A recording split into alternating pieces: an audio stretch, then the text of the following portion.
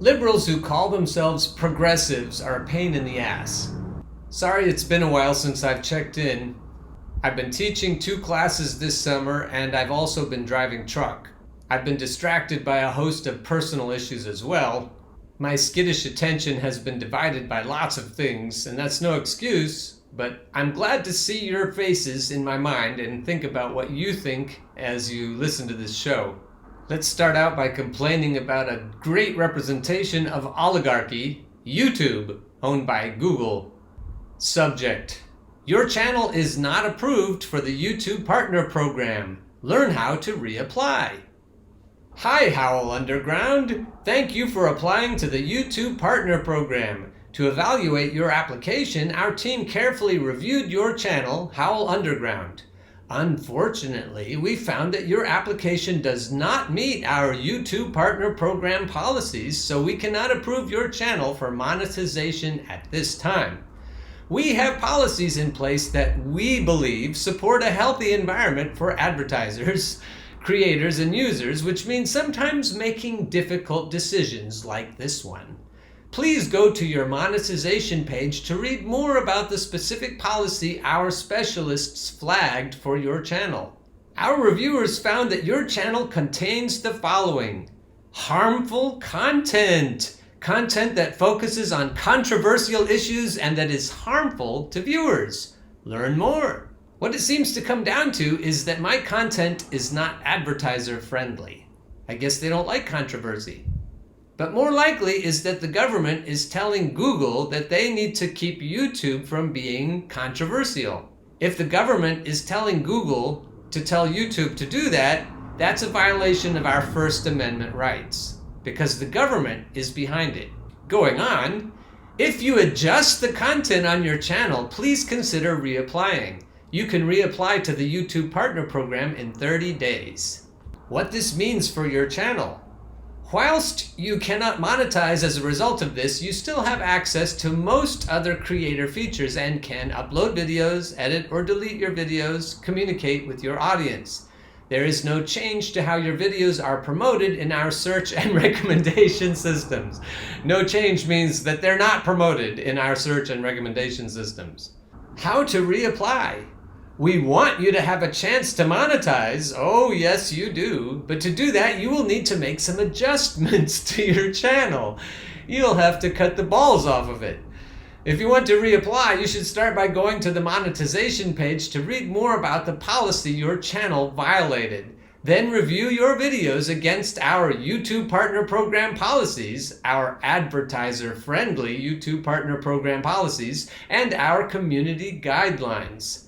You know what they really don't like is for me to tell you that we need to revolt. We need a new American revolution. They don't like that. The next step is to edit or delete any videos that violate our policies. Cut the balls off. Please also note that standard YPP eligibility criteria of 4,000 public watch hours, which I had a long time ago, and 1,000 subscribers, also which I had a long time ago, will continue to apply here also. In 30 days, you'll see the option to reapply on the monetization page, if you cut the balls off first. If you reapply, we will carefully look over your channel again and we'll give you the same answer. And then we will email you to let you know as soon as the process is complete. You can also check the status of your application on the monetization page. Thanks, the YouTube team. In this Facebook group, The Progressive Cause, I posted recently this video: MPP is a farce. Movement for a People's Party is a farce. Stop the $735 million arms sale to Israel? Bernie, AOC, MPP, all performative posturing, nothing more. This, predictably, got the Democratic Party loyalists to lose their shit. Diana Ricciardelli is a good example.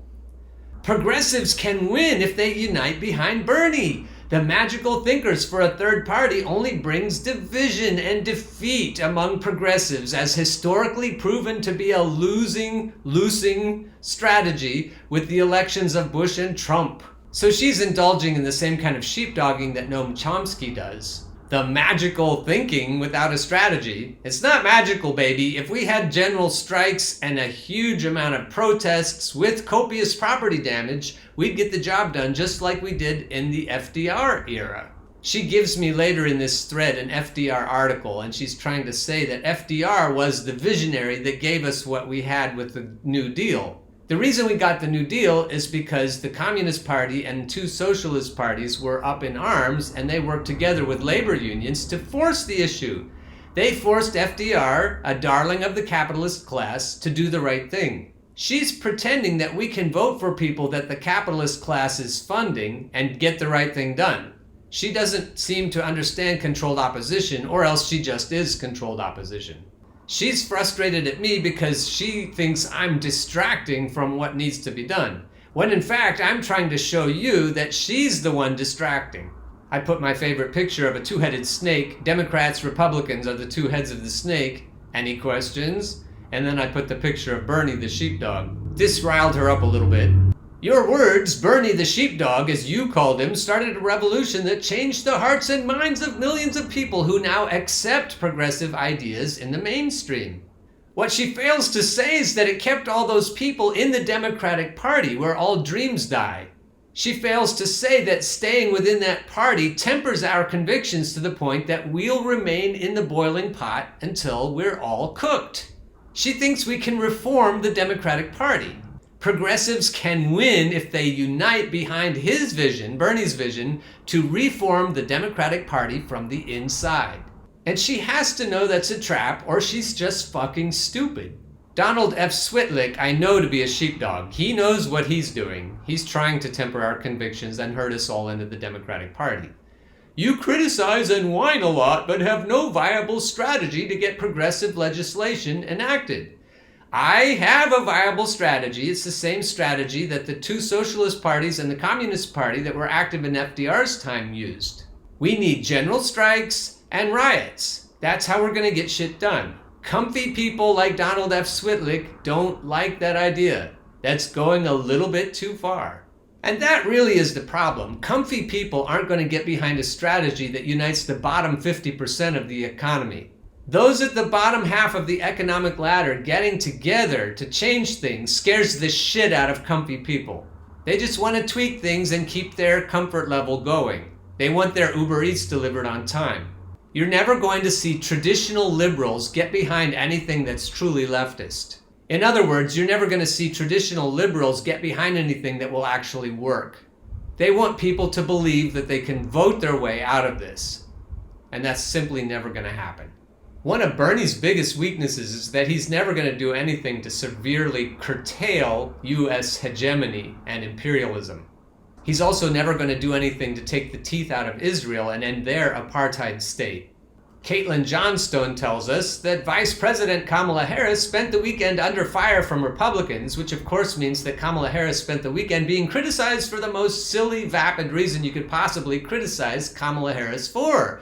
Apparently, the likely future president, very likely, tweeted, "Enjoy the long weekend," a reference to the Memorial Day holiday on Monday, instead of gushing about fallen troops and sacrifice. After this criticism, Harris, the born politician, was quick to course correct. "Throughout our history, our servicemen and women have risked everything to defend our freedoms and our country," the Veep tweeted.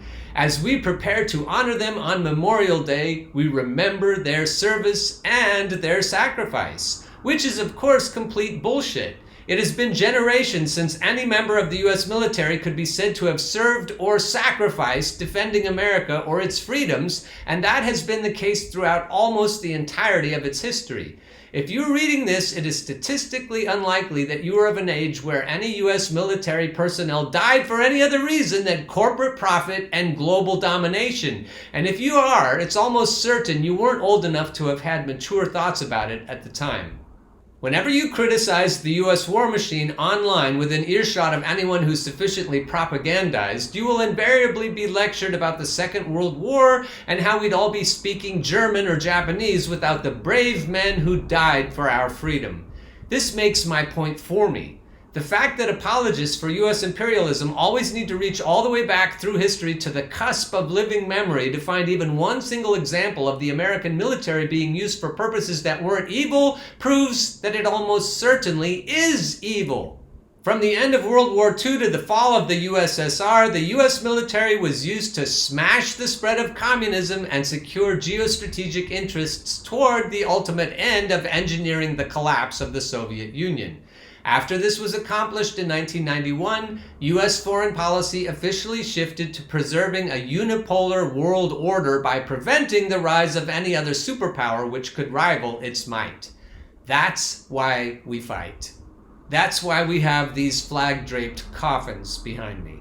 Skipping to the conclusion, this is all U.S. troops have been fighting and dying for since the Berlin Wall came down. Not freedom, not democracy, and certainly not the American people. Just continual, uncontested domination of this planet at all costs. Domination of its resources, its trade routes, its seas, its air, and its humans, no matter how many lives needed to be risked and snuffed out in order to achieve it. The U.S. has killed millions and displaced tens of millions just since the turn of this century in the reckless pursuit of that goal. It's important to spread awareness that this is all U.S. troops have been dying for because the fairy tale that they fight for freedom and for their countrymen is a major propaganda narrative used in military recruitment. While poverty plays a significant role in driving up enlistments as predatory recruiters target poor and middle-class youth, promising them a future in the nation with the worst income inequality in the industrialized world, the fact that the aggressively propagandized glorification of military service makes it a more esteemed career path than working at a restaurant or a grocery store means people are more likely to enlist. Without all that propaganda deceiving people into believing that military work is something virtuous, military service would be the most shameful job anyone could possibly have. Other stigmatized jobs like sex work would be regarded as far more noble. You'd be less reluctant to tell your extended family over Christmas that you're a janitor at a seedy massage parlor than that you've enlisted in the U.S. military, because instead of congratulating and praising you, your Uncle Murray would look at you and say, "So you're going to be killing kids for crude oil?" And that's exactly how it should be. Continuing to uphold the lie that U.S. troops fight and die for a good cause is helping to ensure a steady supply of teenagers to feed into the gears of the imperial war machine. Stop feeding into the lie that the war machine is worth killing and being killed for, not out of disrespect for the dead, but out of reverence for the living.